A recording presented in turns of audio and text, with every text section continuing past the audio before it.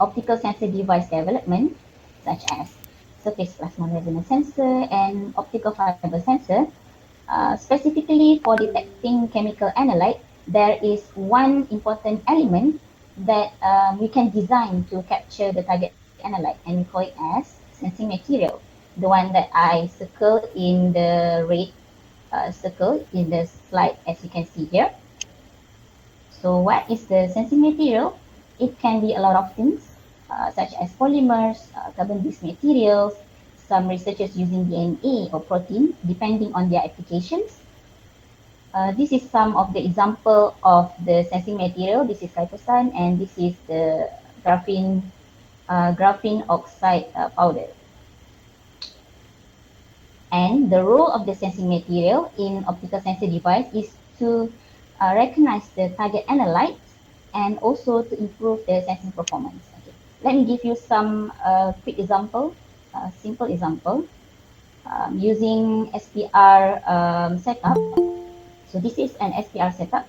Normally, when we fabricate the SPR device, we need to use a glass slide as a substrate, and we coat the surface of the glass substrate with the thin metal film to initiate or to induce the plasmonic response. And then to improve further the sensing performance, we will coat the sensing material, or some people call it as ligand, on top of the thin metal film. Okay, so this sensing material will act actively to capture the target analyte. Here, as you can see here, the blue one is the sensing material that we coat on the surface of the gold thin film, and it will match with the target analyte, capture and give response. Okay, that is the overview about the sensing material in optical sensor device. However, in my work, in my research, I work a lot with polysaccharides-based material. So polysaccharides is, there are many kinds of polysaccharides. For example, the most common one is chitosan. So chitosan is originated from the crustacean of shellfish, and we also have carrageenan. Carrageenan is originated from red seaweed, and cellulose from bacteria, and starch from plants. So all of these material are natural-based material. So the motivation of using this polysaccharides type of material, because it is natural-based and biodegradable. So for example, like when we want to design the sensing material for water sensing application, we want to avoid to produce secondary waste into the water. So that's why we use polysaccharides, because it's natural based and it is biodegradable. So it is also easy to control and modify, so that it is easy for us to improve its properties. And also it has versatility in functionalization, where we can tune the structure to match with the target analyte. Okay. So, but for in this talk, I will focus only on chitosan. So chitosan is okay, so this one is the example of chitosan powder. Okay, so as I explained before, chitosan is derived from the shell of the exoskeleton of shellfish. Okay. This is the basic structure of chitosan. So it consists of two units. Okay. The first one is the glucosamine unit. So glucosamine unit is actually a type of sugar which contains 6 carbon atoms, 13 hydrogen, 1 nitrogen, and 5 oxygen atoms. Okay, and together with glucosamine unit, it also has an acetyl glucosamine unit. So the difference between that attached to the glucosamine units. So these two units make up chitosan structure. So interestingly, what is interesting about chitosan is it has many functional groups, many active functional groups for to capture the target analyte. The first one is hydroxyl functional groups. So hydroxyl functional group, it will affect the hydrophilicity feature and active adsorption sites on the cytosine structure. What does it mean by hydrophilicity feature? Hydrophilicity feature means where we can control the solubility of cytosine in water. For example, like if the cytosine structure has many hydroxyl functional groups, so it tends to dissolve in the water. Okay, similar to adsorption sites, because this is the adsorption sites for target analyte detection. When we have many hydroxyl group, so it will increase the adsorption site to capture the target analyte. So another one is amine group. So amine group affect the active adsorption sites to capture the target analyte as well. So, okay, so let's see what types of analytes that is suitable to be detected by cytosine.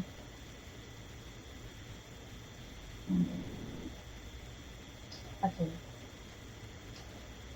So cytosine mostly works well with cationic analytes. So cationic analytes can be described as an analyte that has positive charge. For example, like heavy metals such as lead, mercury, copper, zinc, and chromium, and also nutrients, for example, like ammonium ion. Okay, so now I will explain how these analytes can interact with cytosine. So there are two basic interaction which involve in cytosine and analyte. Okay, the first one is the electrostatic interaction. The second one is the hydrogen bonding. So electrostatic interaction can be described as the interaction that occur when cytosine and analyte have different charge. For example, if we want to detect a heavy metal ion which has positive charge, okay, if you have a heavy metal ion to detect, if we have heavy metal ion and we want to modify or to cater the structure of cytosine, what we have to do is, this is the cytosine structure. So when cytosine structure, we dissolve it in weak acetic acid, it will remove the hydrogen atom from the hydroxyl group. So this cytosine will become negative charge so that it can interact with the lithium ion, which is the heavy metal, and forming electrostatic interaction between them. Okay, that is how electrostatic interaction occur. And how about the hydrogen bonding? Hydrogen bonds is a bit similar with electrostatic interaction, but the difference is the interaction that occur between cytosine and analyte is specific between hydrogen atom and electronegative functional group from group 17 in periodic table. So for example, like this one, so we know that cytosine structure has many hydroxyl functional groups. So hydroxyl functional groups has oxygen atom, which is high electronegative. So it able to interact with hydrogen atom from the analytes and form hydrogen bonding.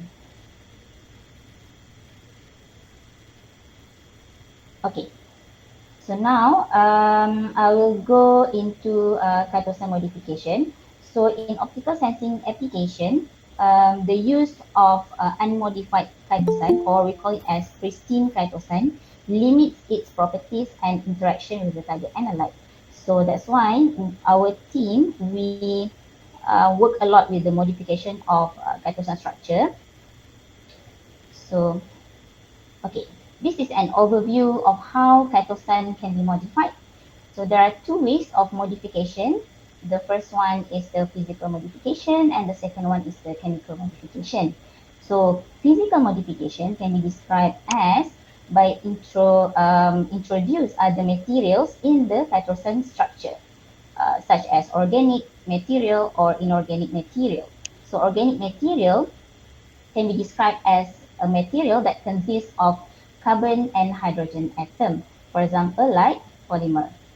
Okay, how about inorganic material? Inorganic material also consists carbon atom and might not also consist carbon atom, and it also consists other elements such as metal, for example, like metal cluster or graphene and carbon-based material, graphene-based.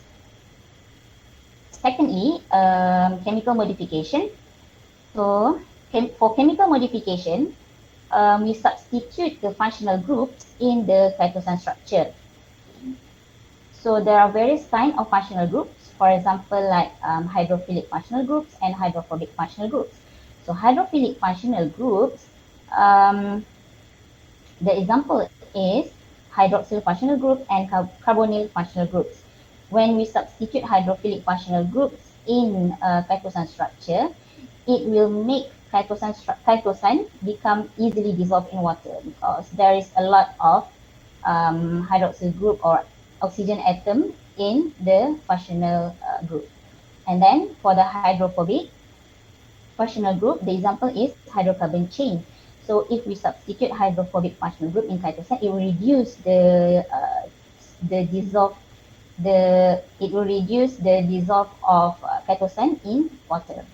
Okay. However, in this talk, I will cover only for the inorganic substitution, inorganic addition in cytosine under physical modification, and also hydrophilic functional group substitution under chemical modification. So for physical modification, for physical modification, we actually work a lot with graphene oxide. So this is an example of graphene oxide sample, and this is its structure. Why we choose graphene oxide? Graphene oxide is a flat sheet that has a lot of porosity on its surface, and it also has many high surface area, and also has many functional groups such as hydroxyl, carboxyl, and epoxy groups. Okay, the importance of the presence of these functional groups, it can increase the adsorption sites for the interaction with cationic analyte when we add this material into cytosine structure. So graphene oxide also has stronger mechanical properties. So when we mix with cytosine, it will indirectly improve the mechanical stability of cytosine as well. Okay, let's look some examples. So, okay, so addition of graphene oxide in cytosine structure. So normally how we do it, in our lab, we never synthesize the graphene oxide. We only use the solution-based graphene oxide. So we prepare separate solution, cytosine solution and graphene oxide solution, and disperse both of them together in a solution. And then these two material, when it mix, it will form a cytosine graphene oxide composite. So these two material will interact through hydrogen bonding and become composite. Okay. So before analyzing the sensor performance using those two material, which is cytosine and cytosine graphene oxide composite, we characterize the surface properties of these two materials using AFM analysis. Okay, as you can see here, this is the surface properties of cytosine using AFM analysis, which has 1.65 nanometer of surface roughness. And after the incorporation of graphene oxide, the surface roughness increases of about 17 times, and it becomes 31.04 nanometer. So what does it mean by the increase in surface roughness? So the surface roughness increase after the incorporation of graphene oxide is because of the presence of additional functional groups that contributed by graphene oxide. So the additional functional group is actually essential for analyte attachment. Okay, so let me give some analogy. What is additional functional group is, let's say we have cytosine, the unmodified cytosine, Okay, these cytosine, we know that they have several functional groups or several active sites that can interact with the analyte. Okay. So let's say we want to apply this cytosine into optical sensor performance. We test first this cytosine, but the performance is not too good. So we want to improve its properties and performance. So we modify the structure of cytosine, okay, by increasing the active sites of the cytosine. And um, as you can see here, the unmodified cytosine might have only 4 active sites, and when we modify, we have additional 1 active site that can interact with the analyte. So indirectly, it will improve the sensing sensitivity when we test using optical sensor techniques. Okay.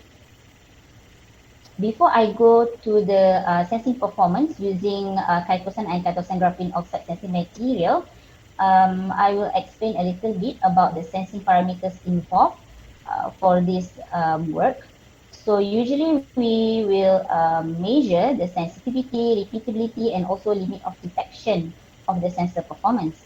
So the sensitivity can be described as the sensing system's ability to detect the target analyte. In a simple word, we want to study how sensitive is our sensing material or our optical device towards target analyte.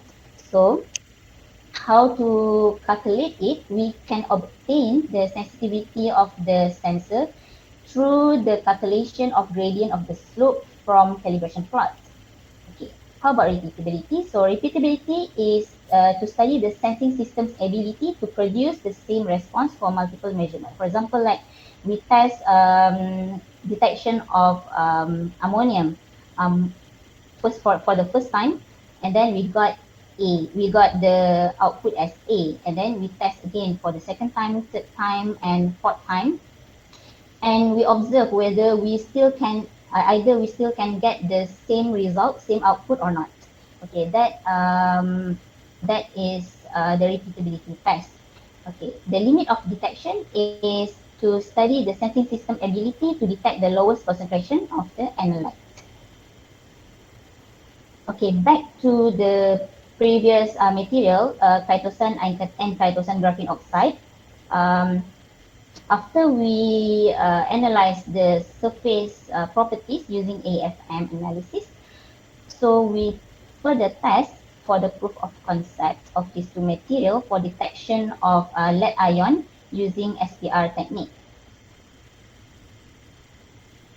So from the graph, we can see that graph A is the SPR peak for PB2 ion detection using chitosan material. And for the graph B is the PB2 ion detection using chitosan graphene oxide sensing material. So the baseline that we use for this analysis is the ionized water, and we use the concentration range of PB2 ion from 0.08.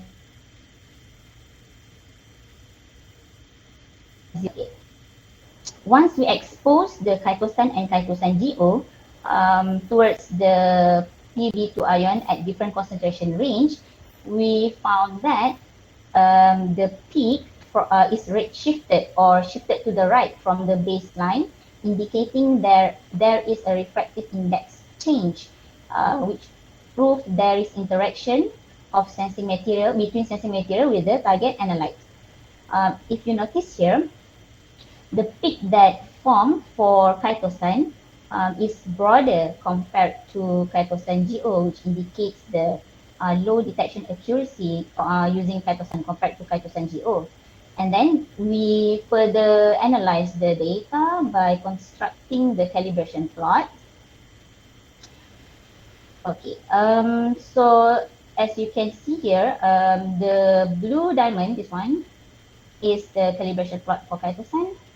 Detecting PB2 ion, and this one is the chitosan graphene oxide detecting PB2 ion. When we analyze this, the performance, there is two sensitive regions that we obtain, which is around 0.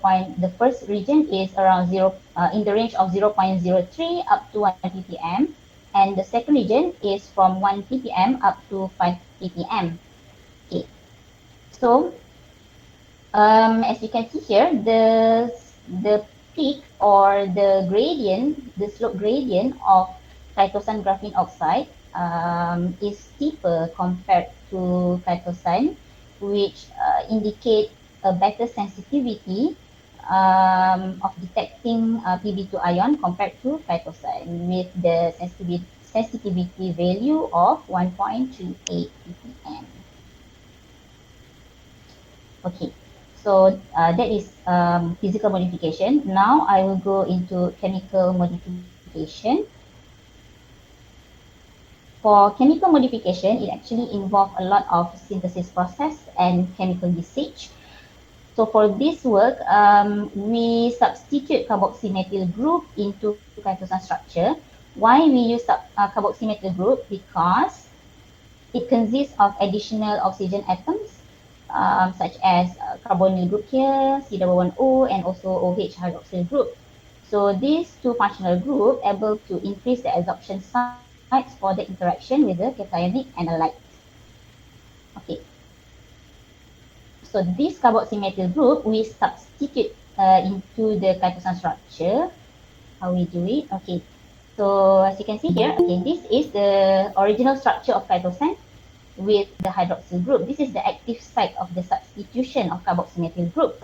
So we substitute the, as you can see here, hydroxyl group only has one oxygen atom compared to this one has two.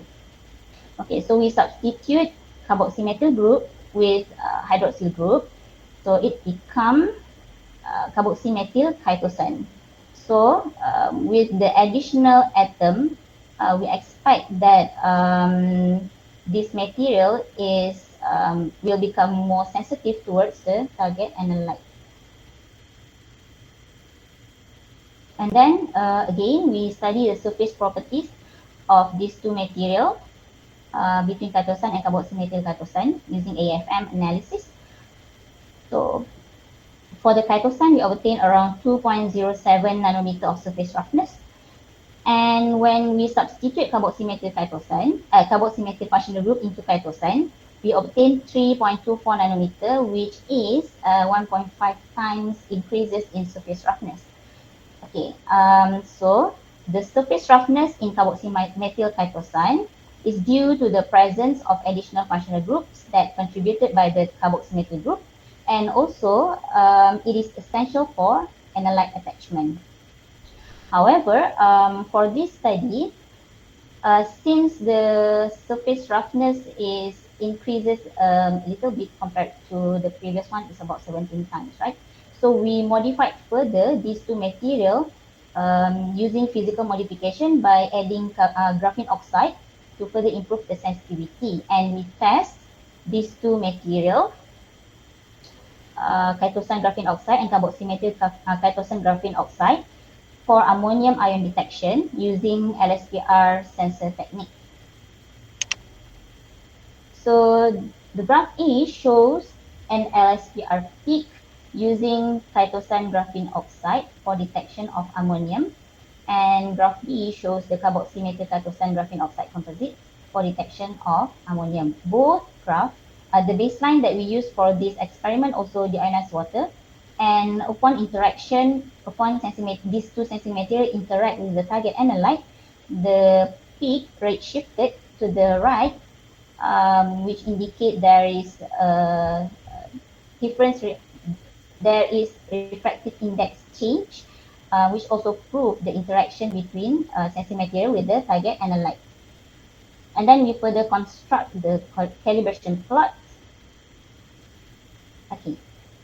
So when we construct the calibration plot, we found out that carboxymethyl chitosan give higher sensitivity, about 1 to 9.2 nanometer ppm at low concentration range compared to chitosan GO.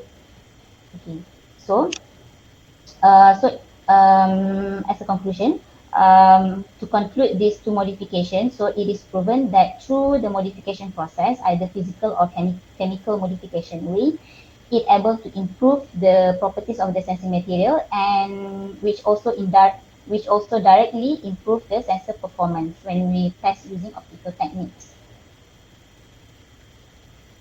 Okay. So, so I already explained about the sensing material in general and what is polysaccharides in general. And then the types of polysaccharide that I use for my work, which is chitosan, the interaction between chitosan with the analyte through electrostatic and hydrogen bonding, the modification of chitosan through physical and chemical modification, and also we already see the sensor performance, the comparison of sensor performance between unmodified chitosan and also modified chitosan. Okay, uh, now I would like to show some of the related publications that our team worked with. Okay, other than chitosan, we also work with the other type of polysaccharides, which is carrageenan. For this work, for this paper, for this publication, we compare the performance between chitosan and carrageenan. Um, and we found that carrageenan has better sensitivity compared to chitosan for detection of PB2 ion because of the additional active site provided by the carrageenan. Carrageenan has actually has more oxygen atom than chitosan, so it has better sensitivity than chitosan. And from there, we continue further for carrageenan derivatives. We modify the structure of carrageenan by substituting other hydrophilic functional groups, which is succinyl group, to improve its properties. And the result that we obtain that succinyl carrageenan shows better performance than the pristine carrageenan. And for this one, this is a recent publication that we published in Journal Optoelectronics.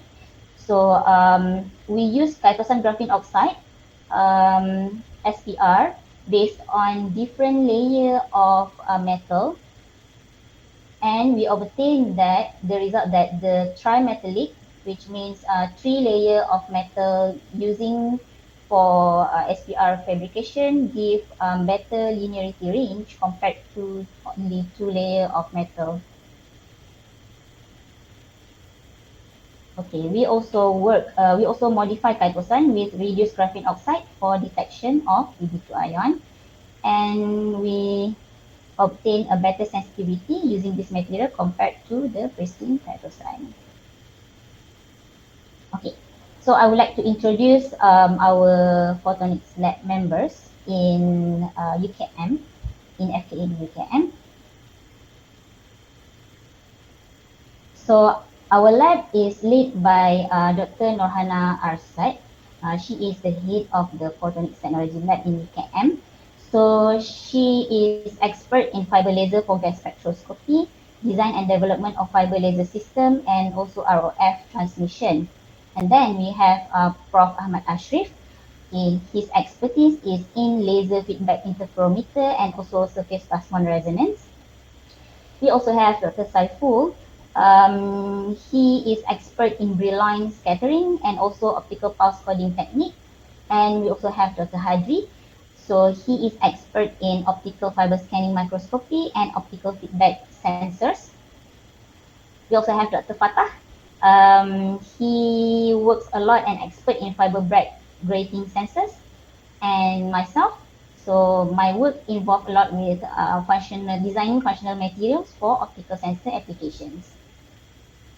So I would like to share some of the activities that we do in our lab. So in 2019, we made collaboration with Jinan University of China for the development of optical sensing device, of optical sensing based fiber with Jinan University with Prof. Wu. And then we also made collaboration with UMT for ocean monitoring sensor. And sometimes we also invite experts from industry to give some insight and talk to our lab members so that we will not miss any of the cutting edge research that currently having.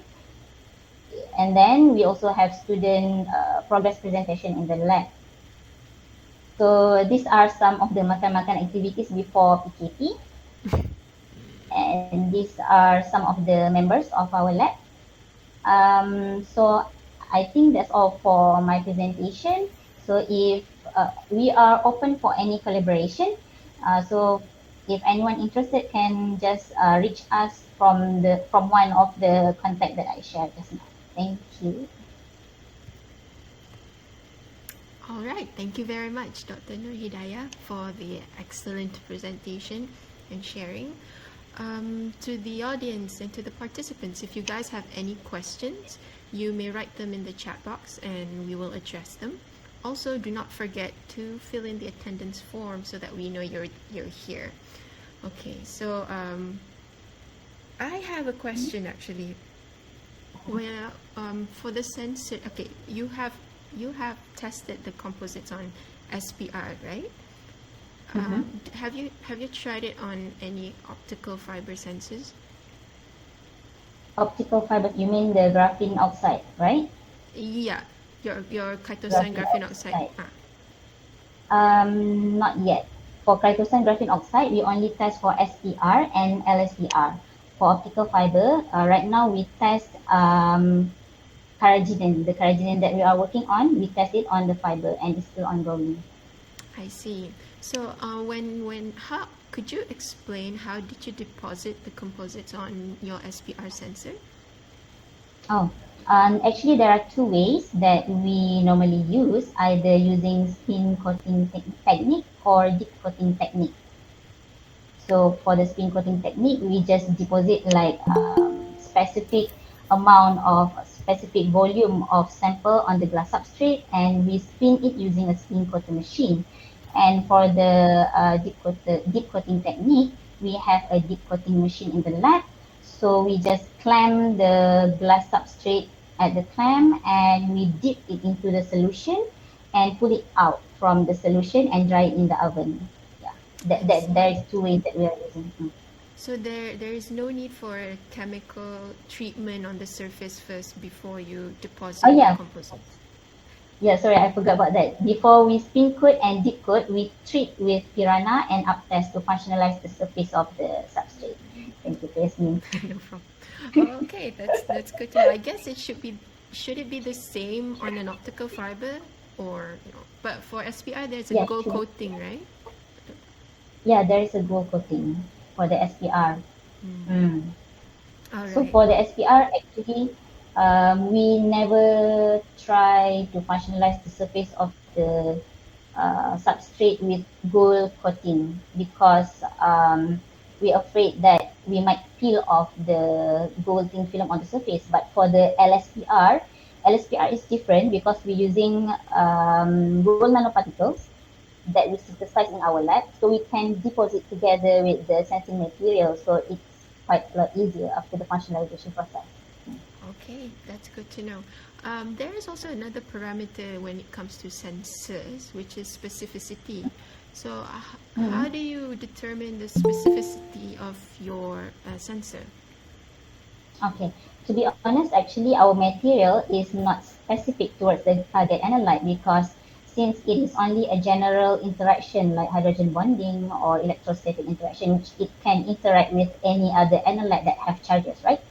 But we did some binding affinity tests in our lab using a different range of heavy metals, and we found that our chitosan graphene oxide is favorable to detect lead because of the of high electronegative octet ion compared to other range of heavy metals. But it's not specific like enzyme or protein is not specific. But I guess we can increase the specificity if we immobilize biorecognition molecules onto your composite, right? Yeah, correct. Okay. Another question. I have many questions. So you did show that with the composite, you managed to improve the sharpness of the SPR dip, right? Yes. When you integrate with graphene oxide. So, Mm-hmm. what are the parameters or what are the factors contributing to the sharpness of this dip?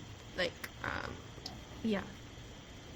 Okay, actually, the sharpness of the dip is also contributed by the type of thin film that we are using. The one that I presented just now is actually we use silver metal. Silver metal. Normally, people will fabricate using gold thin film or silver metal thin film, right? But from the literature study that we did, silver give better dip compared to gold, even though it is easily oxidized. So that's what I can explain why we get the deeper peak just now. Oh, you mean you use different coatings when you compare them both? No, right? No, no, same, Mm. same. But I'm using silver metal for that experiment. So, with your the knowledge that you have, why would the composite produce a sharper dip compared to just chitosan? Um, I think, in my opinion, I think because of the additional functional group that contributed by the graphene oxide, maybe that can contribute to that deep peak of SPR, if I'm not mistaken. Okay. All right. So how about the audience? Do you guys have any other questions? Okay, I guess that is it for today. So thank you once again, Dr. Hidayah, for sharing your research. If any one of you are interested to collaborate with her, please do contact her. We will send you guys the email that where you can just connect to her later. So before we leave, I would like to take a photo of everyone. So if all the participants